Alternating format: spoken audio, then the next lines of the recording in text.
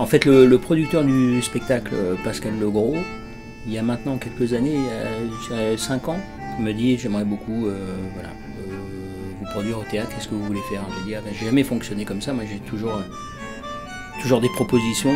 Je pense que la position d'un acteur c'est aussi d'être le fantasme de quelqu'un d'autre. Donc j'ai rarement, même jamais, incité un texte. En général j'aime bien qu'un texte me parvienne parce que quelqu'un pense que.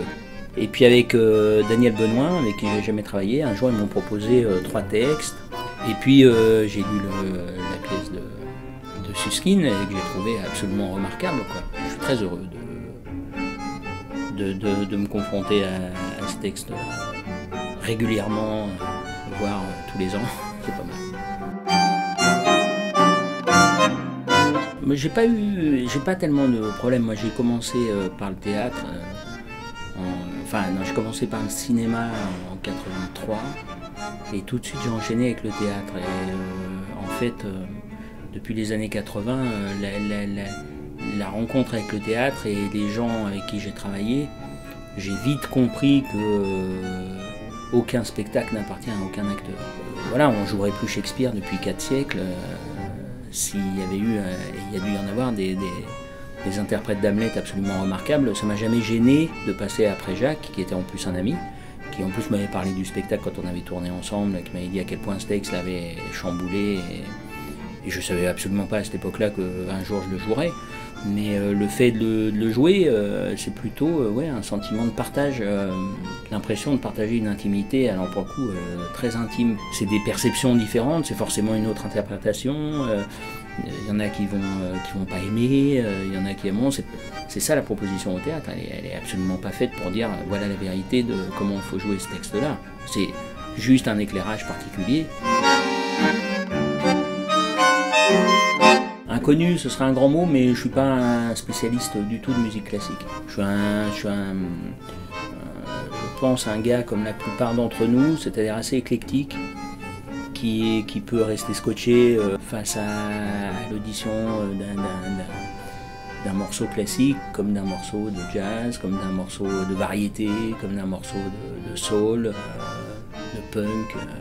Tout peut m'atteindre. Non, je ne suis pas un spécialiste, mais je pense que le texte, il parle de musique beaucoup, parce que c'est un contrebassiste et parce qu'il est à l'Orchestre National et que c'est un contrebassiste classique, mais concrètement, on pourrait remplacer tous les mots par un autre milieu. La projection qu'il y a sur l'existence, d'être aimé, de vouloir aimer, d'être reconnu, de vouloir être apprécié, de vouloir exister autrement et tout ça, c'est des choses qui parlent à tout le monde, je pense. Bah, le public il change tout le temps. Marseille est une ville qui compte personnellement. Ça fait 30 ans que je joue, j'ai fait beaucoup de films ici, beaucoup de téléfilms ici, quelques pièces de théâtre.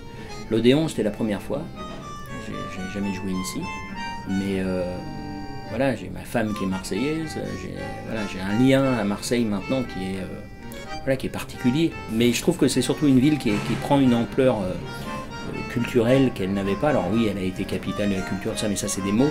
C'est-à-dire que concrètement, d'un point de vue architectural, d'un point de vue, je pense, théâtral, musical, et tout ça, il y a quelque chose qui bouge. Et je pense que cette ville est loin encore de toutes les capacités qu'elle peut avoir culturellement. Elle devrait être un centre européen culturel, de par son emplacement, de par sa popularité, la manière dont elle fonctionne et tout ça. Donc elle est encore, à mon avis, elle a encore plein de choses à faire.